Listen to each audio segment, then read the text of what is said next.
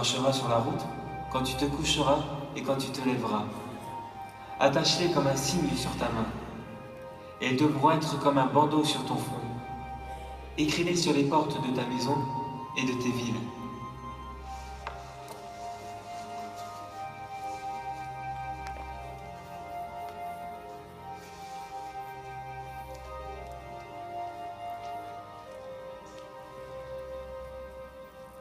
Les années ont passé. Jésus est devenu un homme et tous le connaissaient comme le charpentier, fils de Joseph. C'était un artisan talentueux et travailleur. Il avait aussi une personnalité agréable. Et il avait une incroyable sagesse. Mais pendant tout ce temps, cette sagesse est passée presque inaperçue. Jésus n'avait fait aucun disciple. Il n'avait pas non plus fait d'études dans une école rabbinique. En fait, il n'était pas connu. Il n'avait pas fait de miracle. Il n'y avait aucune preuve que Jésus avait été choisi par Dieu. Jusqu'à cette journée où il s'est rendu au Jourdain pour être baptisé par Jean. Alors qu'il priait, il a vu les cieux s'ouvrir et aussi l'Esprit Saint qui descendait sur lui sous la forme d'une colombe. Puis la voix de Dieu s'est fait entendre. Tu es mon fils, le bien-aimé. Je t'ai agréé. C'était là une preuve incontestable que Jésus était le Messie promis. Jéhovah lui-même désignait Jésus comme étant le Sauveur. Oh, quand j'ai appris ça, j'en ai été profondément remué. Ça a renforcé ma foi. Et j'ai été convaincu que Dieu avait fait Jésus Seigneur et Christ. C'était une certitude.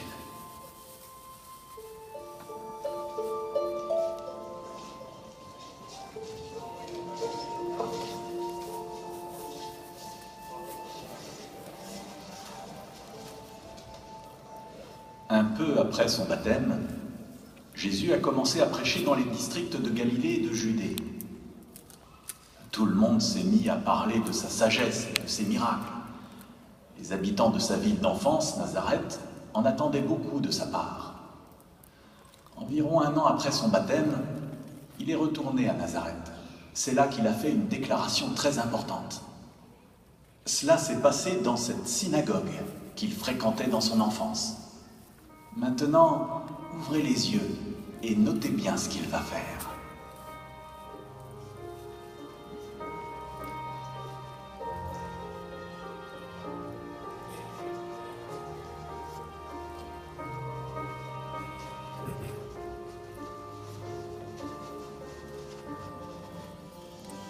On lit dans le rouleau du prophète Isaïe, « L'Esprit de Jéhovah est sur moi, parce qu'il m'a oint pour annoncer de bonnes nouvelles aux pauvres. Il m'a envoyé pour proclamer aux captifs la libération et aux aveugles le retour à la vue, pour libérer les écrasés, pour prêcher l'année que Jéhovah agrée. »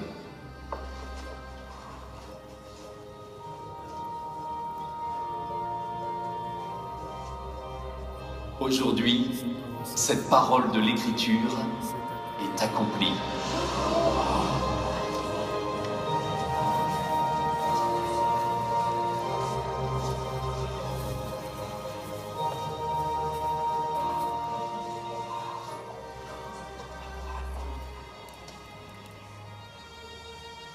Ce fut un moment extraordinaire. Jésus, dans toute son humilité, a ainsi indiqué publiquement, mais sans prétention, qu'il était oint pour annoncer de bonnes nouvelles et pour soutenir ceux qui sont écrasés et pour libérer les opprimés. Ce n'est pas surprenant qu'à la synagogue, tout le monde ait été ébahi en l'entendant. Mais il y avait un problème. Toutes ces personnes nourrissaient de faux espoirs. Ces gens croyaient que comme Jésus était au milieu d'eux, ils en retireraient immédiatement des bienfaits physiques. Ils se disaient que si Jésus était vraiment un prophète, il accomplirait plein de miracles pour leur profit. Après tout, il était de Nazareth tout comme eux. Alors quand Jésus leur a expliqué qu'il n'aurait pas de traitement de faveur, ils se sont retournés contre lui. En une seconde, cette foule qui lui avait rendu hommage s'est transformée en une véritable meute bien décidée à l'assassiner.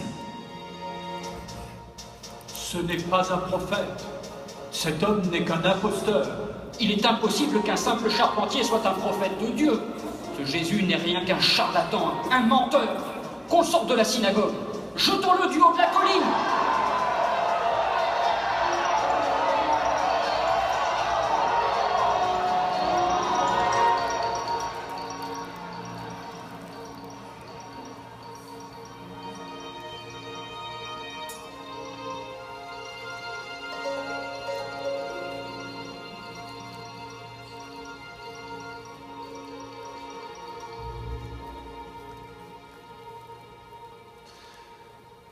Comment Jésus s'y est-il pris pour échapper à cette foule hostile?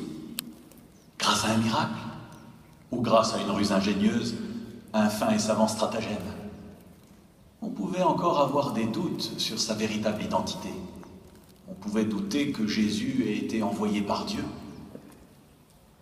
En fait, si on laisse des doutes s'enraciner, on peut passer à côté de réalités indéniables, flagrantes, qu'on devrait pourtant voir. Pour ma part, toutes ces années, il m'a fallu fournir un effort délibéré pour méditer avec assiduité sur ces réalités qui indiquaient que Jésus était le Messie. C'est comme ça que je bâtis ma foi et que je garde la forte conviction que c'est la vérité et que, c'est certain, Dieu a fait Jésus Seigneur et Christ. Venez, et je vous ferai découvrir encore plus de preuves vraiment convaincantes.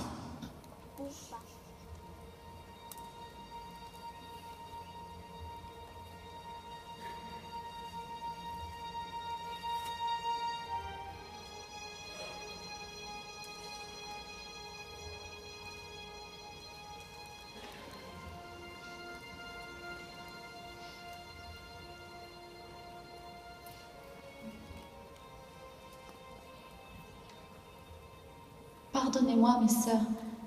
J'ai entendu dire que Jésus le Nazaréen était dans les environs. Avez-vous vu cet homme? Pourquoi est-ce que tu demandes à le voir? Tu fais partie de ses disciples? Ou tu es une de ses servantes? D'après ce qu'on dit, il y a tellement de monde autour de lui qu'il ne faut pas espérer l'approcher. Ne te fais pas trop d'illusions. Mes sœurs, mais où est votre amour des étrangers?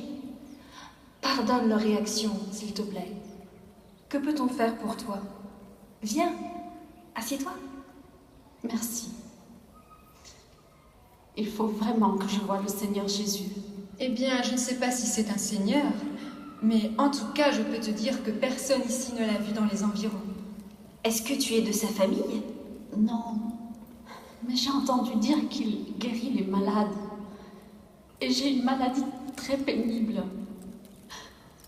En fait, je souffre de perte de sang depuis déjà 12 longues années. Personne n'a pu me soigner. Personne.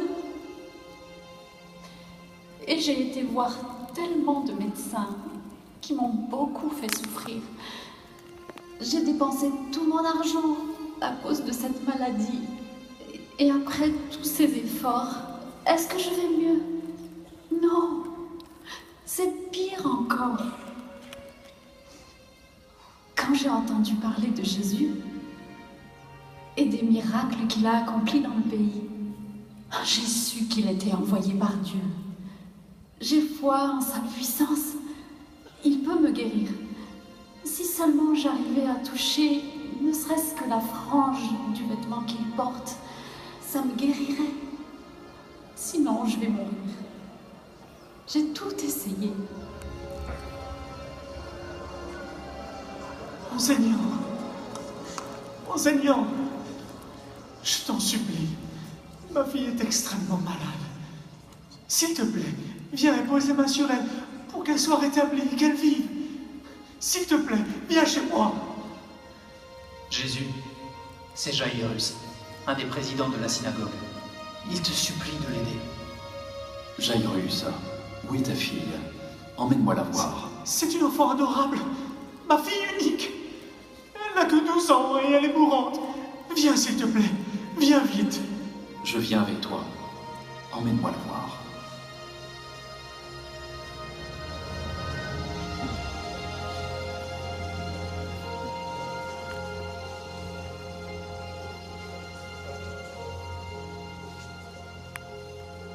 Qui a touché mon vêtement?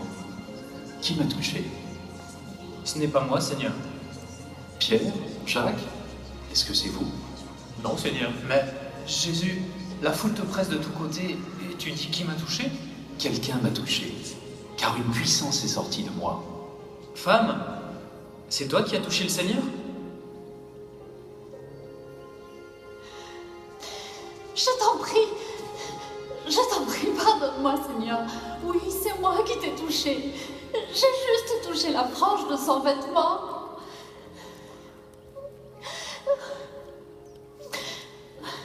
N'aie pas peur, tu n'as rien fait de mal. Dis-moi, pourquoi as-tu touché mon vêtement? Mon Seigneur, ça fait maintenant 12 ans que je suis souffrante. Je suis allée voir de nombreux médecins. J'ai dépensé tout ce que j'avais pour me faire soigner. Mais mon état ne s'est pas amélioré. Pire, il s'est détérioré. Je sais ce que tu peux faire. J'ai foi en toi. J'étais sûre que si j'arrivais à toucher ne serait-ce que la frange de ton vêtement, je serais guérie. Pardonne-moi, je voulais juste aller mieux. Courage, ma fille. C'est ta foi qui t'a rétablie.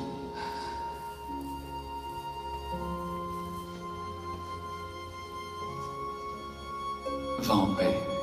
Sois guérie de ta pénible maladie.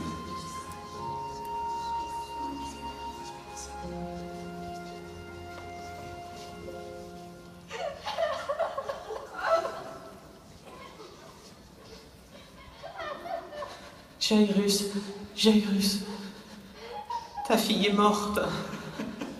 Viens, je te raccompagne. Pourquoi déranger encore l'enseignant?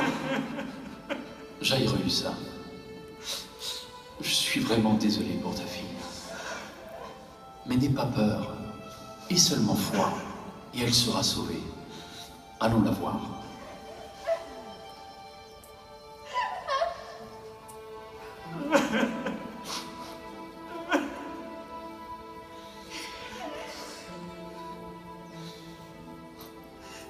Cessez de pleurer, car elle n'est pas morte, mais elle dort.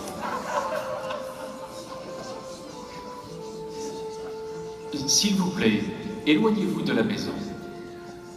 Jairus, assure-toi qu'il reste dehors. Toi et ta femme, venez avec moi.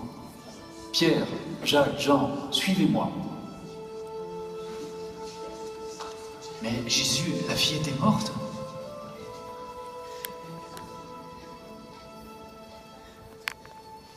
Je vous en prie, vous aussi, allez dehors.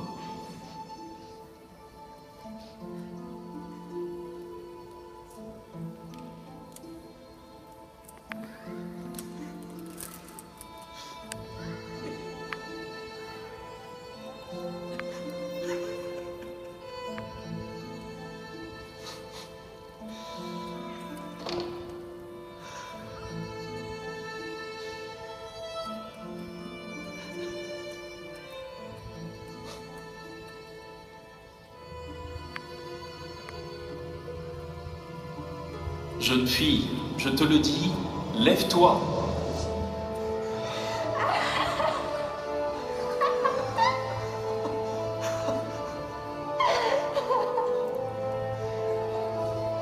Oh Seigneur, c'est merveilleux.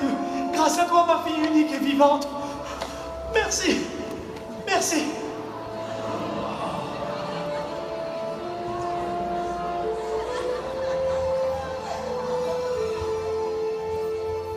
Jairus, il faut que tu restes très discret sur ce qui vient de se passer. Surtout ne dis à personne que ta fille était morte et qu'elle est revenue à la vie.